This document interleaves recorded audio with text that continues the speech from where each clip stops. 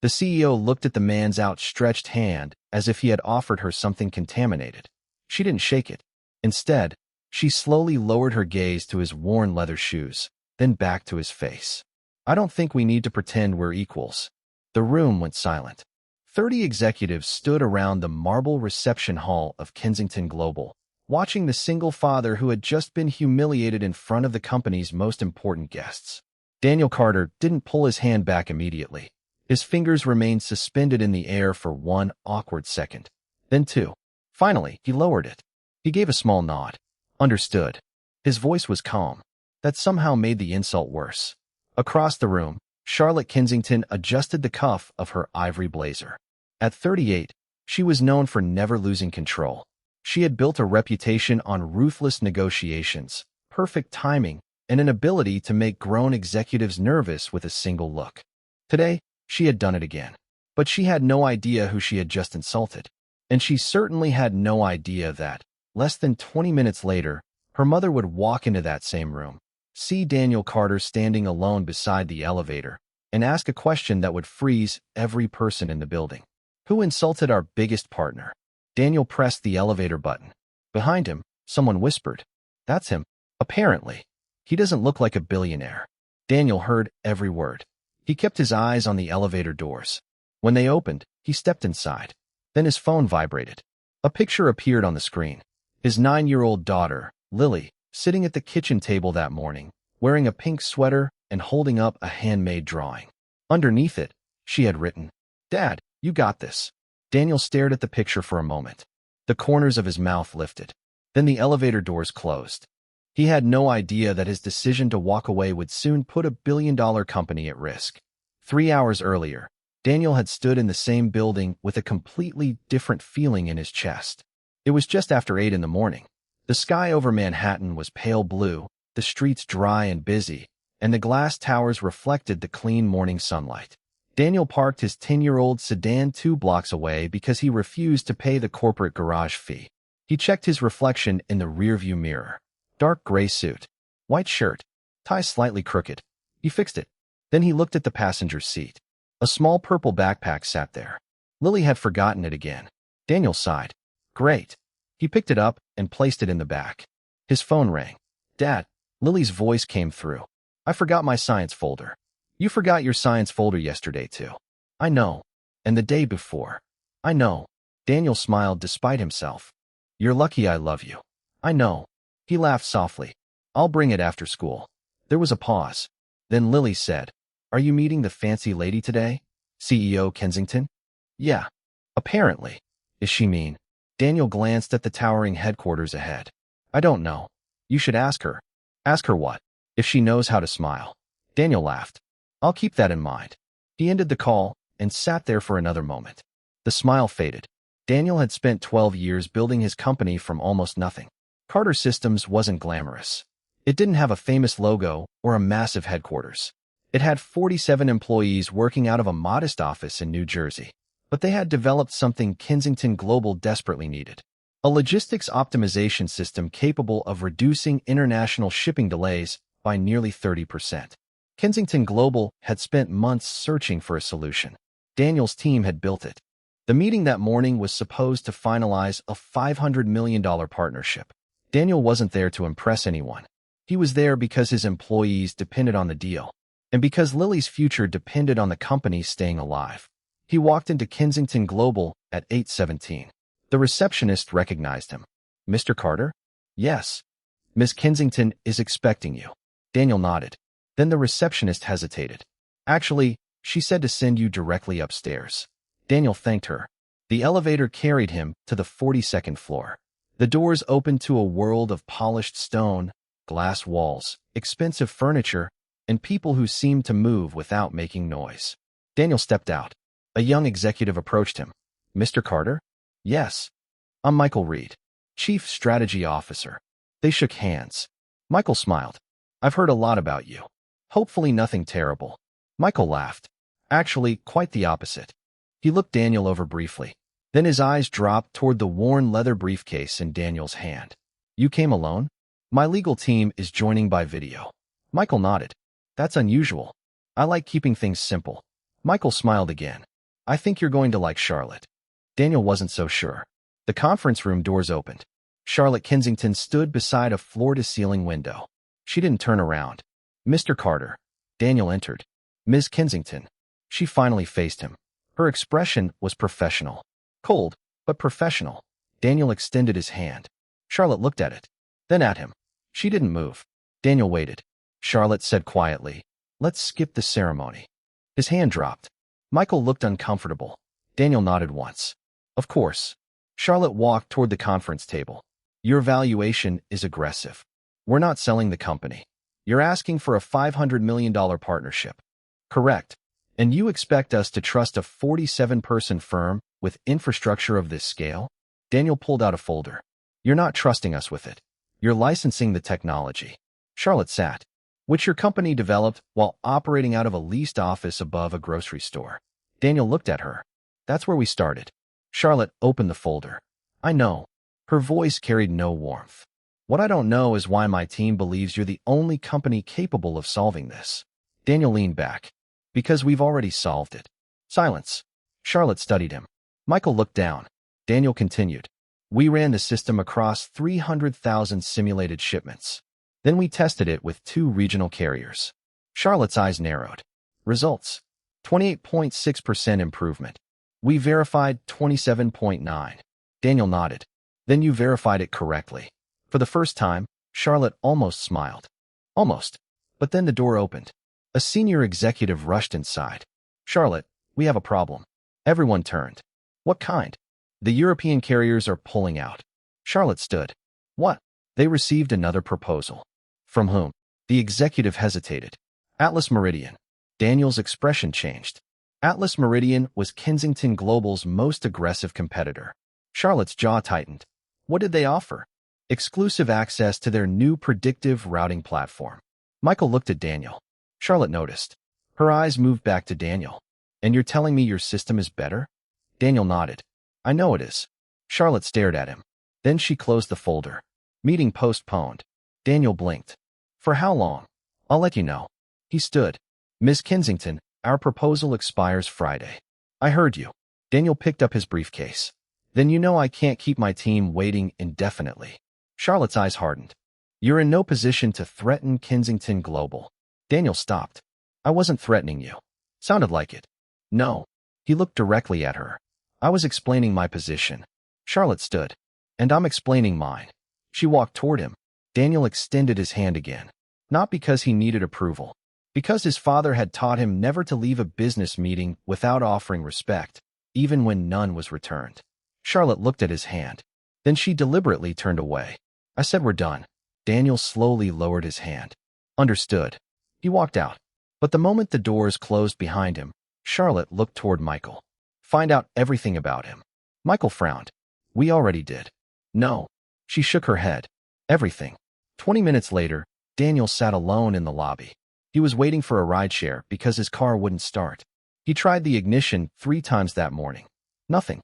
Then someone sat beside him. An elderly woman in a navy suit. Silver hair. Elegant posture. Sharp eyes. She carried no assistance folder, no phone, nothing. Just a black walking cane resting beside her chair. Daniel recognized her immediately. Evelyn Kensington. Charlotte's mother. The woman who had built Kensington Global before handing control to her daughter. Daniel stood. Mrs. Kensington. Evelyn looked up. You know me? I know who you are. She smiled faintly. Most people don't stand when I walk into a room anymore. Daniel shrugged. My father would have called that bad manners. Evelyn studied him. Your father? Passed away when I was 20. Something changed in her face. I'm sorry. Thank you. Evelyn glanced toward the elevator. Why are you sitting here? Waiting for transportation. You came with your own car. It disagreed with me. That earned a quiet laugh. Evelyn looked at his briefcase.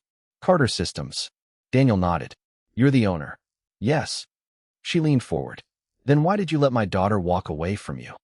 Daniel didn't answer immediately. He looked toward the glass doors. People passed outside under clear afternoon light.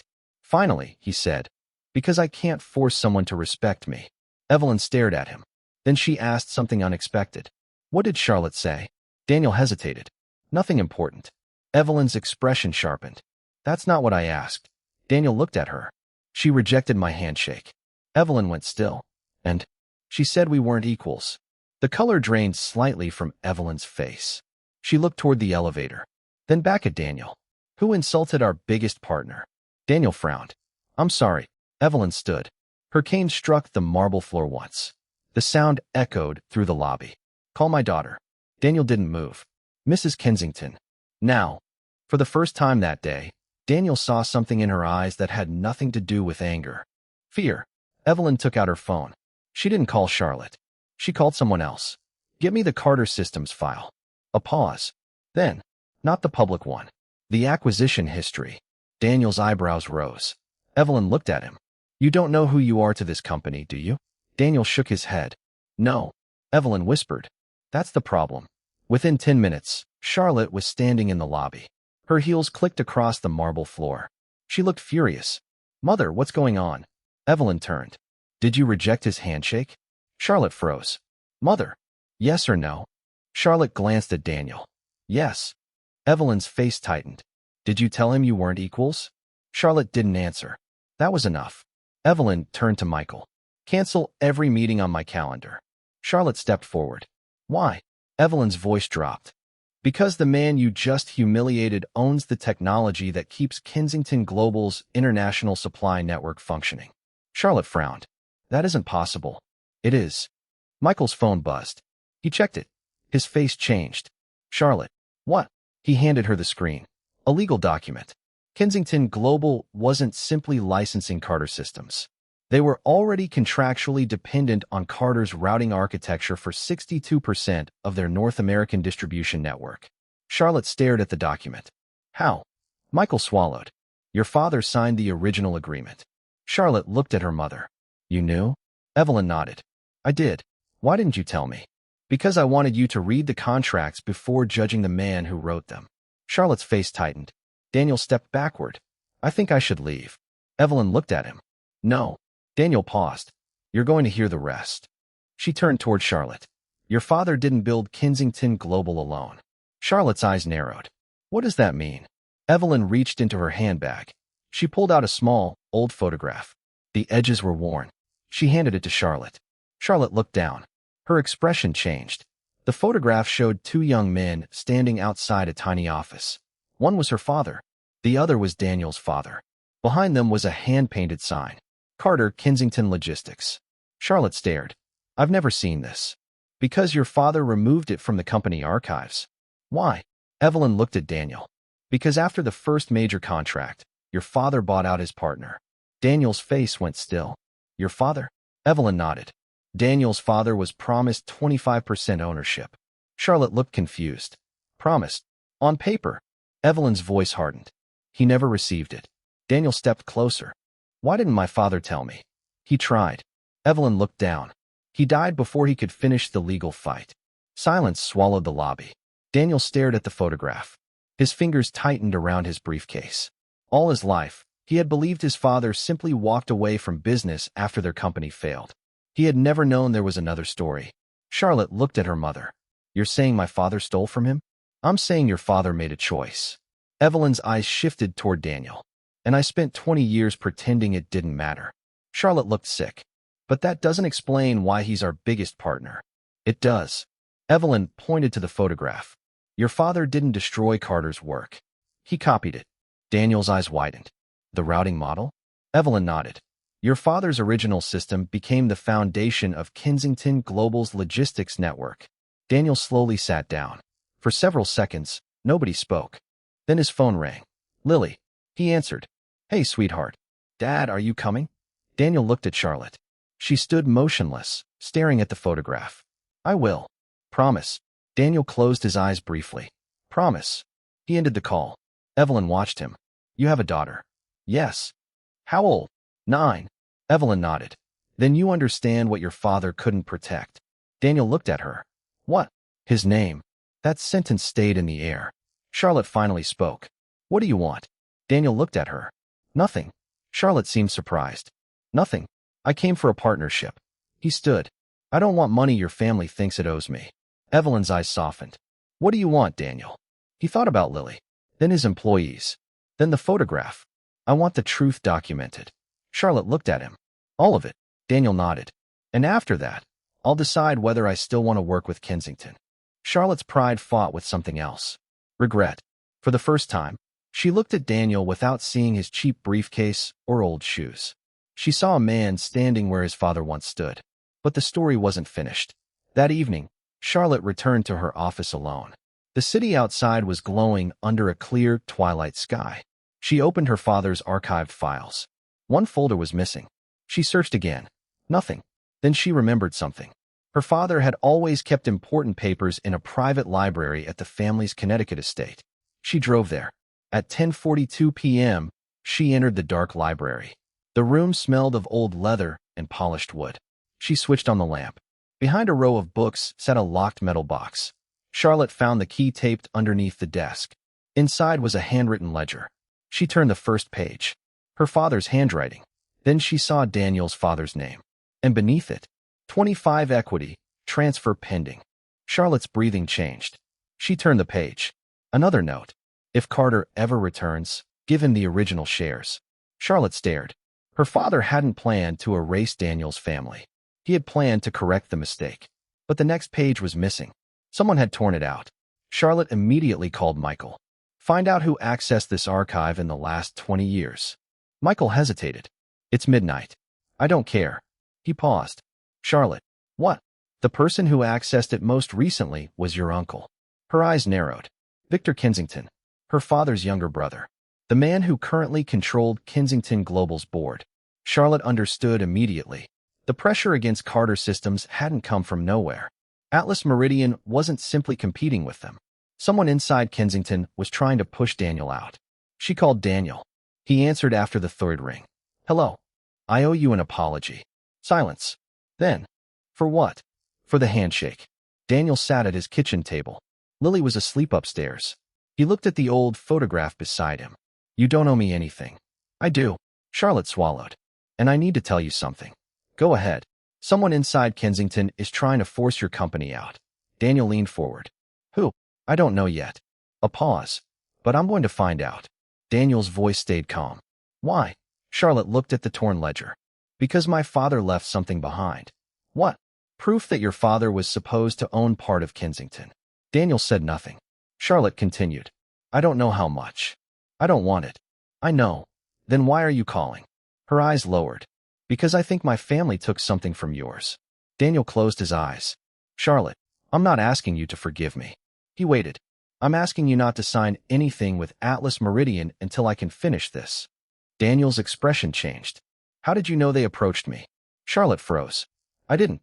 Daniel looked toward the window. They did. Neither spoke. Then Charlotte whispered. Daniel, don't sign. He stared at the phone. Why? Because if I'm right, they aren't trying to buy your technology. Her voice cracked slightly. They're trying to bury the evidence. The next morning, Daniel received a package. No return address. Inside was a USB drive. One file. A recorded conversation. Victor Kensington's voice. We don't need Carter. Another man answered. If we terminate his contract, then we replace the system with Atlas. And the old ownership records? Victor laughed. Those disappear with the transition. Daniel sat completely still. Then another voice came through the recording. Charlotte, I want to prove that. Victor replied. You don't have to. Daniel replayed the final 30 seconds. Charlotte had known. She had fought him. And Victor had been working around her. Daniel picked up his phone. He called Charlotte. You were right. What happened? I have the recording. Charlotte closed her eyes. Send it to me. No. She opened them. Why? Because I don't trust your board. Charlotte understood. Then what do you trust? Daniel looked at Lily's drawing on the refrigerator. People who show up. 3 hours later, Daniel walked into Kensington Global again. This time, Charlotte was waiting at the entrance. She didn't offer excuses. She didn't reach for his hand. She simply said, Thank you for coming. Daniel nodded. They walked together toward the boardroom. Inside sat 11 directors. Victor was at the head of the table. He smiled. Mr. Carter. Daniel placed the USB drive on the table. Victor's smile vanished. Charlotte stood beside Daniel. Before this meeting begins, she said, I want the minutes to reflect that Carter Systems is not merely a vendor. She placed the old photograph on the table. They are the original partner of this company. Victor stood. This is ridiculous. Evelyn entered through the rear doors. Everyone turned. She walked slowly toward the table.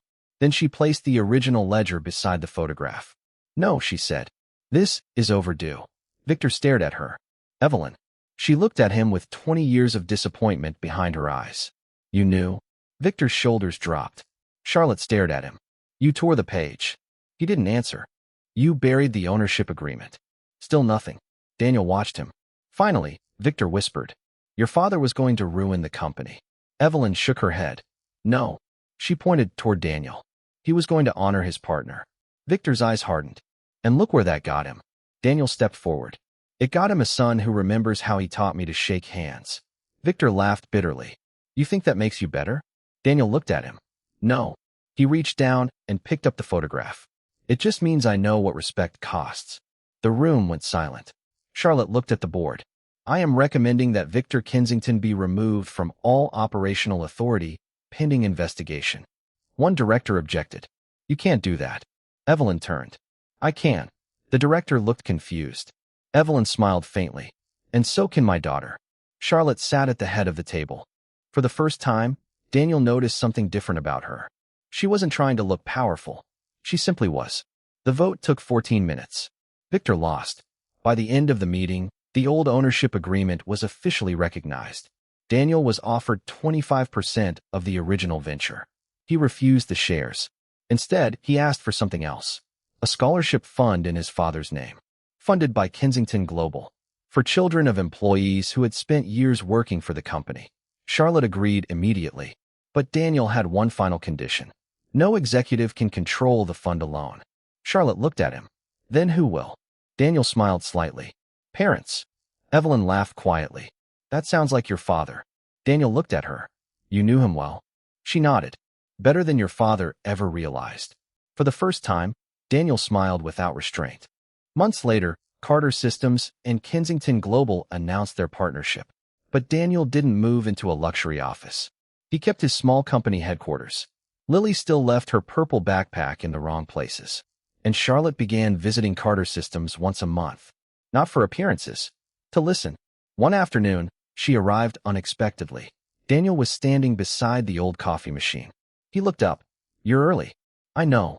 She held out her hand. This time, Daniel looked at it. Then he shook it. Firmly. No cameras. No board members. No executives. Just two people standing in a modest office where the most valuable thing in the room wasn't money. It was what had finally been acknowledged. Charlotte looked toward the hallway. "Your daughter here?" "School." "She still thinks I don't smile?" Daniel laughed. "She has evidence." Charlotte smiled. "Fair." Then Daniel noticed something in her hand. The old photograph. "You kept it?" Charlotte nodded. "I had it framed." She turned it around. On the back, someone had written a new sentence. Not her father's handwriting. Daniel's. "Partners don't stand above each other. They stand beside each other." Charlotte read it silently. Then she looked at him. "You know, I almost lost everything because I thought respect came with a title." Daniel shook his head. "No." She smiled. "I know." She placed the photograph on his desk. Then she walked away. Daniel watched her go. His phone buzzed. A message from Lily. "Dad, did the CEO finally learn how to shake hands?" Daniel laughed. He typed back. "She did." Then he looked at the photograph. Two young men. One dream. One broken promise. And decades later, one handshake that finally meant something.